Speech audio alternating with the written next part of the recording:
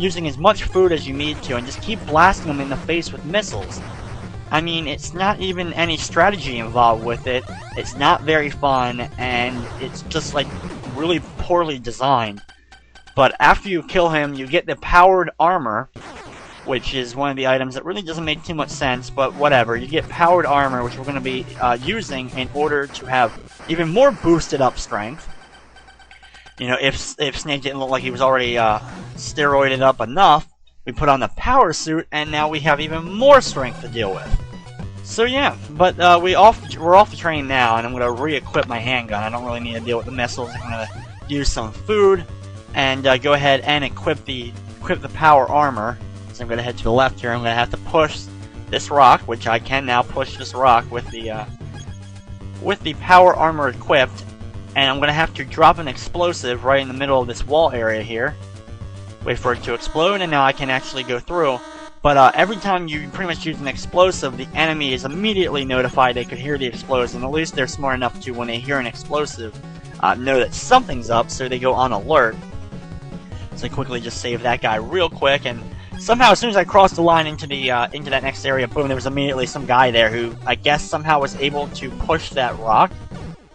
I don't know how in the hell he was able to get up there, but hey, you know, just random spawning enemies that really didn't exist until you crossed over into that other room. Just the greatness that is NES programming is so awesome. And now that I work my way over here, wait for the explosive, and now I'm just going to keep going, even though I'm getting shot the crap out of. Head up here and go inside this room real quick, using card number 2. Even though I've picked up card number 3 and 4, I'm still using cards 1 and 2 a lot. It's just annoyance having to keep switching back to cards number 1 and 2, even though I've gotten different cards since. Re-equip the powered armor in order to push Giant Rock, and enter this room, which I now have to go back off the powered armor, back to my key card to enter this room, and I get to pick up the shotgun. So now I have that great weapon, which really overall isn't that great of a weapon. I still think the best gun that uses just regular ammunition is the handgun in the game, just because it's single shot, that can hit the enemy directly on target and be done with it.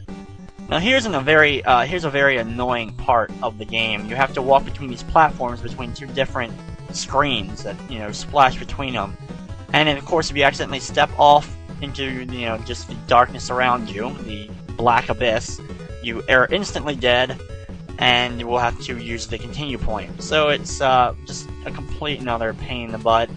I guess kind of cool in a way, that more of platforming elements to this game, but just really an unnecessary thing. And since the glitching with the bulkiness of Snake is already pretty bad, that just adds to it. Some of those times you'll accidentally, one foot will barely go off into that area and you'll end up dying. You'll question why you just died. Take out a whole bunch of enemies that saw me because I had to blow stuff up, and they really weren't too happy. Punch that guy in the face. Wait for this guy, I don't want to get shot, and I don't feel like alerting the enemies again. So I'll just kill him with the gun from a distance. Equip card number 4, enter.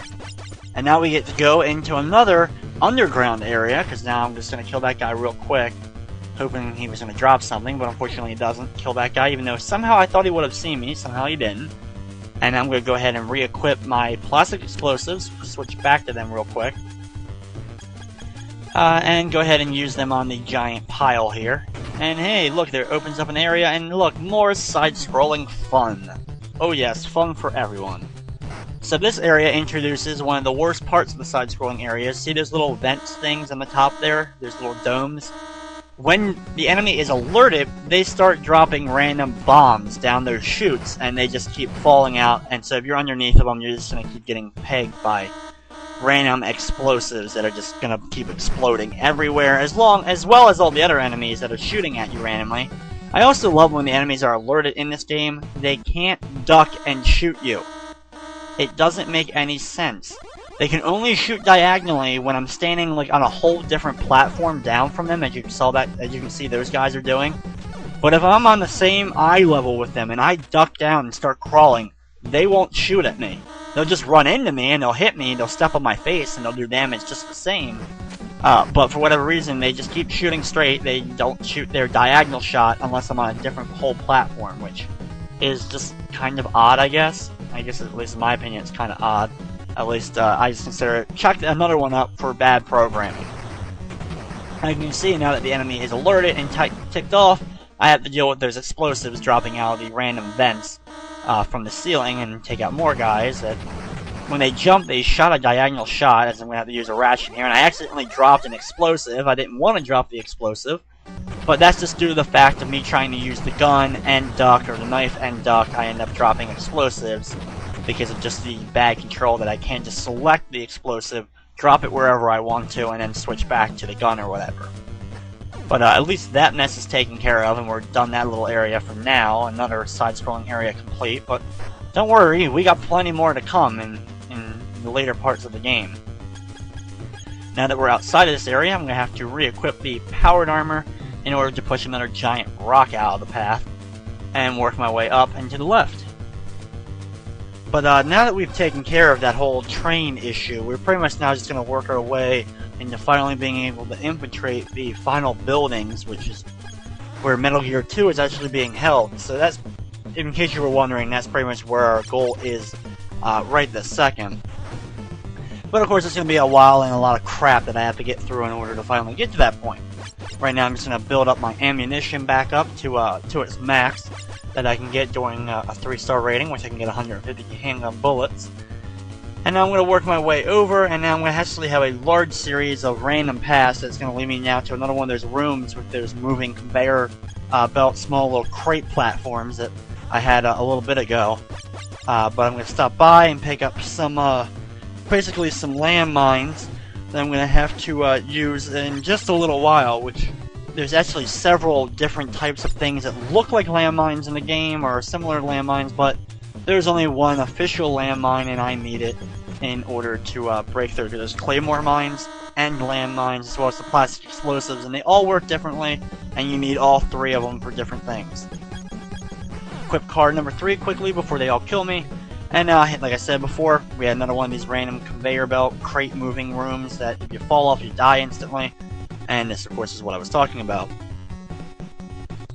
Which, after doing it a few times, I pretty much learned just to wait for a little bit before dropping down. But as soon as this one goes back over, we're going to immediately press down to get over. And then we can go down to that last one and wait for it to come over and go into this door.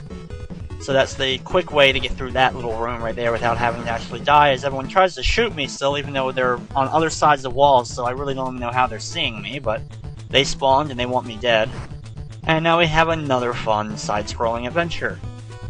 But this one I'm going to try not to get seen, as I got seen through the last one, so I'm going to try my best not to really get seen, because I don't feel like all these bombs are just dropping on my head and taking me out. So I'm going to head over and go back up and jump over this random explosive and continuing on my way. Basically the exact same crap we've been seeing in these little underground side-scrolling areas. Explosives, random cameras that see me, and soldiers that are completely oblivious to my every movement unless I'm in direct eye contact with them, as well as they cannot shoot. They cannot shoot down, they cannot duck, they can't do anything, but yeah, stand there and do nothing pretty much. So, yeah, jump up here and wait for this guy to turn around again. And he'll turn back around, and then I'll be able to make my move to jump up and stab him right in the back of the neck to take him out. And now continue crawling, make sure no one can see me. Somehow that guy can't see me, even though he's right there. I'm going to drop down quickly as much as I can, as fast as I can. Take him out, and now we actually are in a whole new area. Thankfully, another side-scrolling area is completed. And we are almost done this whole desert compound style area. We only have a little tiny bit more to go, which is going to end with our final boss of this area, the 3rd boss of the game, which, just like the first Metal Gear game, this one also has a giant tank to deal with. And just like the first one as well, we're going to take it out with mines. So I'm going to plant mines, and basically it becomes a waiting game for the most part, unlike the other battle in the first Metal Gear game, because there's actually 3 screens in which he actually will drive through. And if I go after hunting him and try to go up to the other screens, there's a good chance he could be right there as soon as I enter that next screen, and he'll run me over in instant death. So basically, I just wait for him. Why waste my time going after him if I can just stand here, wait for him, and then goodbye. See you, giant tank. He decided to come after me finally, and it's his downfall. and now walk across this giant bridge and enter this building, which officially completes that whole outside desert compound area and leads us into the third area, or fourth area, or whatever area we are now in the game, which is basically a whole series of buildings that we're going to have to travel by trolley to get between them. So that's this whole new area, which are basically another third or so of the way down the game. We actually only have like the final area pretty much to go through the game, which this area and that whole final building is like the most big chunk of the game, which of course not only contains the final boss in the Metal Gear unit that we actually will have to face, but also includes the other final bosses as well, the whole kind of twist ending to the game, which will be exposed when we actually get to the end of the game. As I run, of course, past cameras, because I don't really give a crap if the cameras see me, because the enemies are stupid enough that they're really not even going to come after me.